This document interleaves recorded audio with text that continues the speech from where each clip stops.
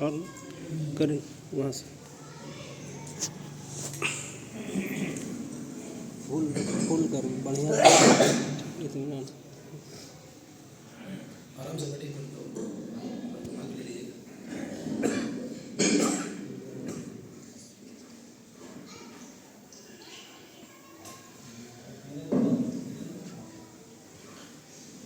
السلام علیکم ورحمۃ اللہ وبرکاتہ. جواب دے دیجیے. وعلیکم السلام ورحمۃ اللہ وبرکاتہ. الحمد للہ رب العالمین والصلاة والسلام علی اشرف الانبیاء والمرسلین نبینا محمد وعلی آلہ واصحابہ اجمعین. وعن ابی ہریرہ رضی اللہ تعالی عنہ قال ان رسول اللہ صلی اللہ علیہ وسلم قال الا ادلکم علی ما یمحو اللہ به الخطایا ويرفع به الدرجات. قالوا بلى يا رسول الله. قال إسباغ الوضوء على المكاره وكثرة الخطى إلى المساجد وانتظار الصلاة بعد الصلاة هي المراد أو كما قال النبي صلى الله عليه وسلم.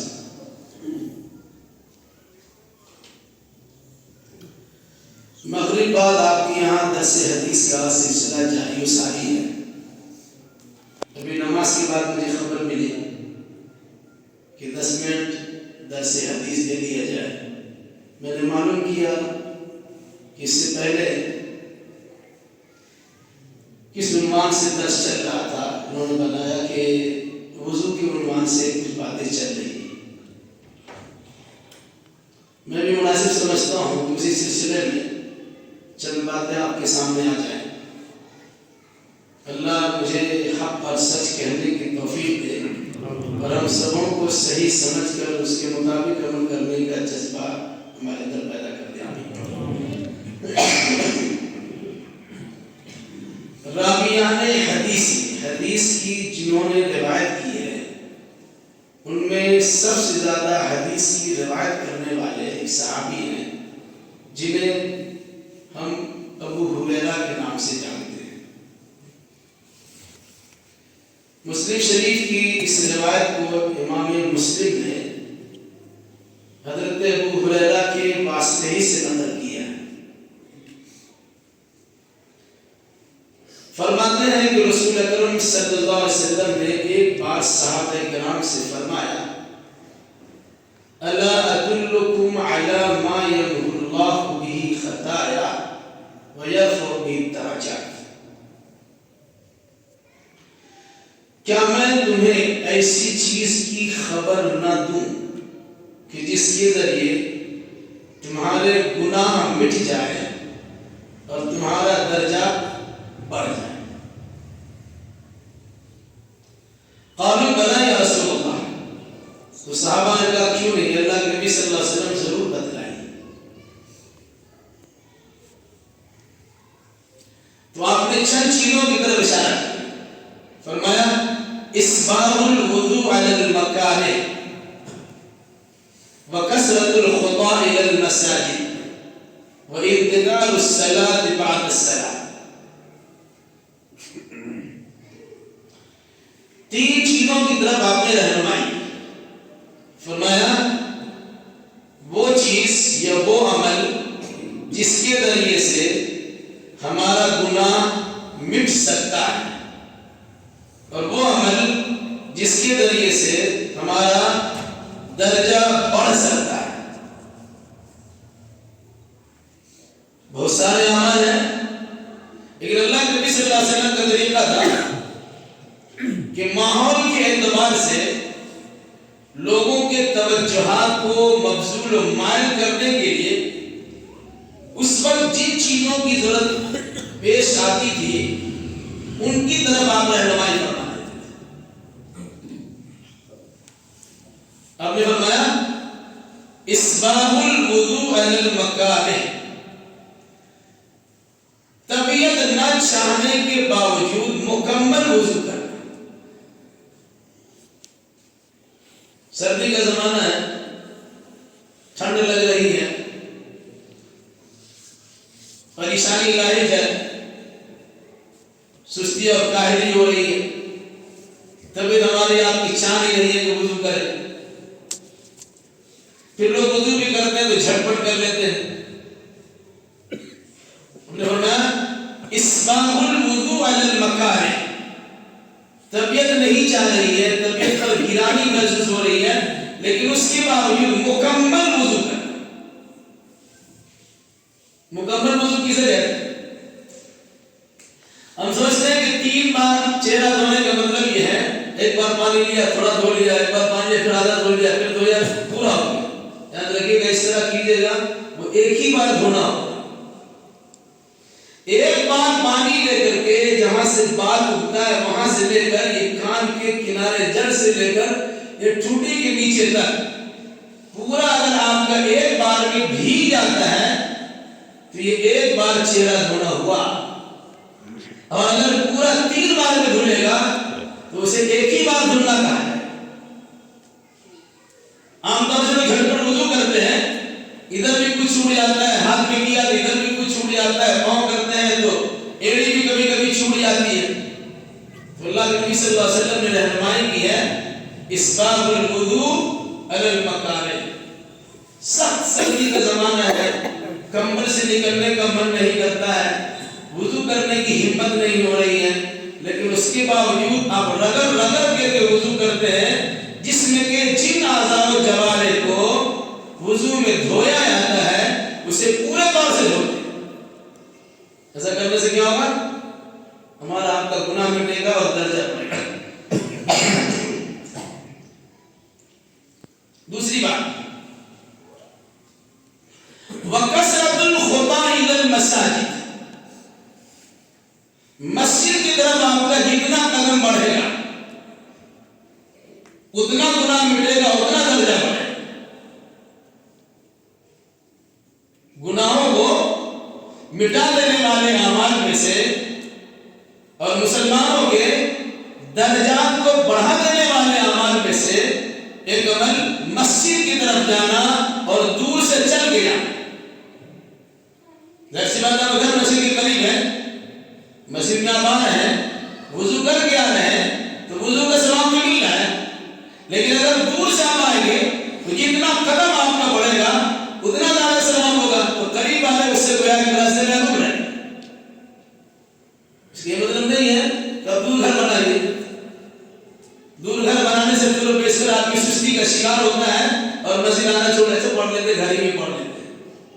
بہرحال حدیث کیا ہے؟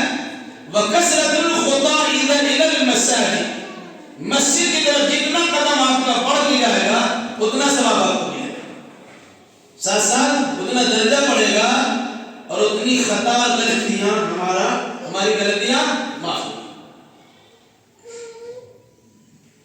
اور تیسری چیز، انتظار الصلاۃ بعد الصلاۃ، نماز کے بعد دوسری نماز کا انتظار ہے۔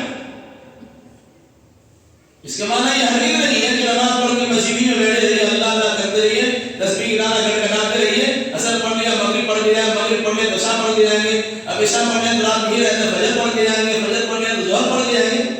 ایسا مقصد نہیں۔ قرآن کی آیت کے مطابق فَإِذَا قُضِيَتِ الصَّلَاةُ فَانتَشِرُوا فِي الْأَرْضِ وَابْتَغُوا مِن فَضْلِ اللَّهِ، نماز پڑھ لیجئے تو زمین پھیل جائیے اور اللہ کا فضل تلاشیے، روزی روٹی میں لگ جائے۔ مقصد اسی جملے کا یہ ہے کہ آپ نماز سے غافل نہیں ہو، بلکہ ایک نماز پڑھنے کے بعد آپ کا یہ انتظام رہے گا ہم اپنے کام کاج میں، بیوی بچوں میں، دوست احباب میں، قرابتدار رشتہ دار میں لگے ہوئے ہیں، لیکن جو ہی اذان کا وقت ہوگا اور مسجد سے مؤذن ہمیں آواز دے گا ان کی آواز پر لبیک کہتے ہیں مسجد ضرور جائیں۔ یہ انتظار اس طرح، اس کو حدیث میں اس طرح بیان کیا گیا وَرَجُلٌ قَلْبُهُ مُعَلَّقٌ بِالْمَسَاجِدِ، 7 قسم کے لوگ اللہ اس کے سائے میں جگہ دے گا، اس میں سے یہ بھی ہے وہ انسان جس کا دل مسجد سے لٹکا ہوا مراد کیا ہے؟ مسجد میں آنا جانا اس کے لگا ہوا ہے، ایک نماز پڑھ لیا دوسری نماز کا انتظار بھی کر رہے ہیں، تو یہ ہمارے اندر جذبہ ہو کہ نماز پڑھ لیا پھر ہم مسجد میں جائیں۔ انتظار الصلاۃ بعد الصلاۃ کو الرباط کہا گیا۔ رباط جانتے کیا ہوتا ہے؟ سرحد کی نگہبانی میں لگ جانا۔ اس پر غور کریں گے تو آپ کی حقیقت سمجھ میں آئے گی۔ نماز ایک ایسی چیز ہے کہ بندہ اور کفر کے درمیان فاصلہ نماز کا ہے۔ اگر کوئی انسان نماز قائم رکھتا ہے تو حدود شریعہ پر تو پابند رہتا ہے، اس کی نگرانی کرنے والا۔ تو انتظار الصلاۃ بعد الصلاۃ، ایک نماز کے بعد دوسری نماز کا انتظار کرنا، یہ در حقیقت جہاد فی سبیل اللہ کا درجہ حاصل ہے۔ کیونکہ شیطان آپ کو دور کرنے کی کوشش کرتا ہے، مسجد دور کرنے کی کوشش کرتا ہے، نماز دور کرنے کی کوشش کرتا ہے، اور آپ یہ سوچ کر کہ ابھی ایک نماز ختم ہوئی دوسرے کام کاج میں لگتے ہیں، جب نماز کے وقت ہوگا پھر ہم مسجد ہیں۔ گویا اب حدود شریعہ کی تعلیم و تقریر میں لگی۔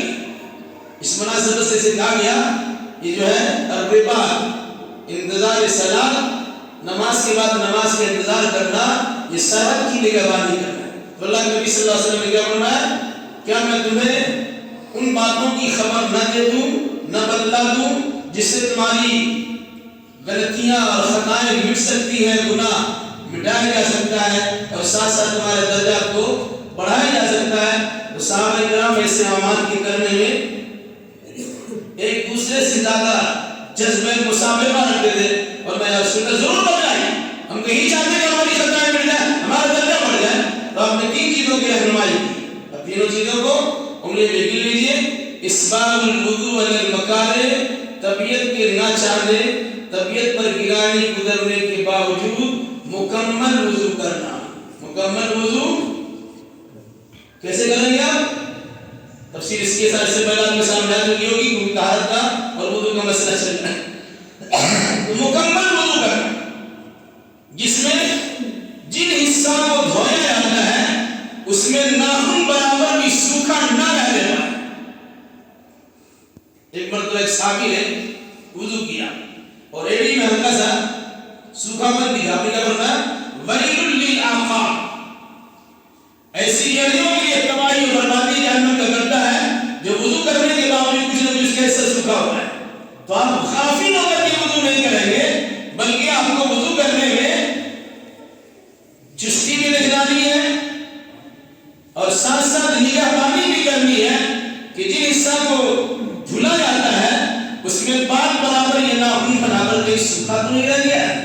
اس کو اس بات میں وضو کہتے ہیں۔ مسجد کی طرف تشریف لے جانا، قدم بڑھا کے جانا، اس کا مطلب یہ نہیں ہے کوئی انسان موٹر سائیکل سے آنے تو ثواب نہیں ملے گا۔ بہت سے لوگ حدیثوں کا مذاق اڑاتے ہیں، اس طرح کی بات کرتے ہیں، بھائی دنیا داری، دنیا کی باتیں ہیں، اس زمانے کی باتیں، تقریباً اسی کی بات ہے۔ آج کے زمانے میں کون جانتا پیدل دور سے آ رہا ہے، تو موٹر سائیکل سے آ رہا ہے، چار چکے سے آ رہا ہے، کیا اس کو ثواب نہیں ملے گا؟ اس کے تو قدم نہیں بڑھا۔ بھائی آپ کے قدم کی جگہ پر موٹر سائیکل کا چکا ہو گیا تو جتنا دور چل کے جائے گا اسی اعتبار سے آپ کو ثواب ملے۔ تو کثرت الخطا میں ایک مسئلہ ہے۔ وانتظار الصلاۃ بعد الصلاۃ، اور نماز کے بعد نماز کا انتظار کرنا، اس کا مفہوم یہ ہے آپ نماز سے واقف نہیں ہوں گے۔ اللہ کے بندوں کی تعریف کرتے ہوئے قرآن نے کیا کہا؟ اللہ کے بندے ایسے ہوتے ہیں رجال لا تلہیہم تجارۃ ولا بیع عن ذکر اللہ واقام الصلاۃ، جو اللہ کے بندے ہوتے ہیں ان کی تجارت، ان کے کاروبار اللہ کی ذکر سے، البتہ اور اخلاص سے، نماز اور زکات سے روکتے نہیں ہیں۔ مراد کیا ہوا؟ اب اللہ کے بندے ہیں تو کام کاج کیجیے، لیکن کام کاج کرنے کے ساتھ ساتھ اللہ کے ذکر سے غافل نہ رہیے۔ اللہ کے ذکر کا سب سے اہم عمل اس کی شکل نماز ہوتی ہے، تو نماز کی پابندی کیجیے۔ وضو صحیح کریں گے تو آپ کی نماز صحیح ہوگی۔ وضو نہیں ہے، جتنی لمبی لمبی نماز پڑھ لیجیے آپ کی نماز کا کوئی اعتبار نہیں۔ اس لیے گھر سے وضو کر کے آئیے، زیادہ بہتر ہے۔ مسجد میں وضو کا انتظام کیا جاتا ہے، حرج نہیں ہے، جہاں سہولت ہو جائے وہاں اپنا وضو کر لیجیے۔ پھر مسجد آئیے، نماز پڑھیے، نماز کے بعد نماز سے آپ کا یہ لگاؤ ہے کہ پھر عشاء کی نماز بھی آئیں گے، پھر فجر کی نماز بھی آئیں گے، اور دوسری نمازیں جب بھی مؤذن کی آواز ہمیں سنائی دے نہ سنائی دے، جماعت کا وقت ہو جائے گا۔ مردوں کے لیے مسجد میں آنا ازہر ضروری ہے، یاد رکھیے گا، بلا عذر شرعی کے اگر کوئی مرد مسجد میں نماز جماعت سے نہیں پڑھتا ہے اس کی نماز نہیں۔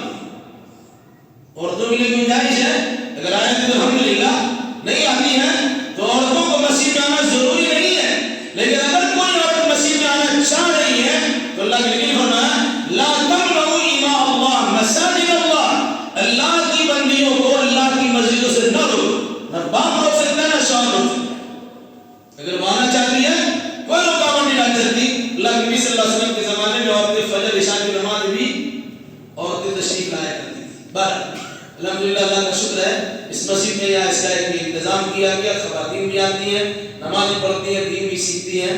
اللہ ہمیں خلوص ہدایت کے ساتھ دین سیکھنے اور تمام عبادات کو بجا لانے کی توفیق عطا فرمائے۔ قولی ھذا واستغفر اللہ لی ولکم ولسائر المسلمین وآخر دعوانا الحمدللہ رب العالمین۔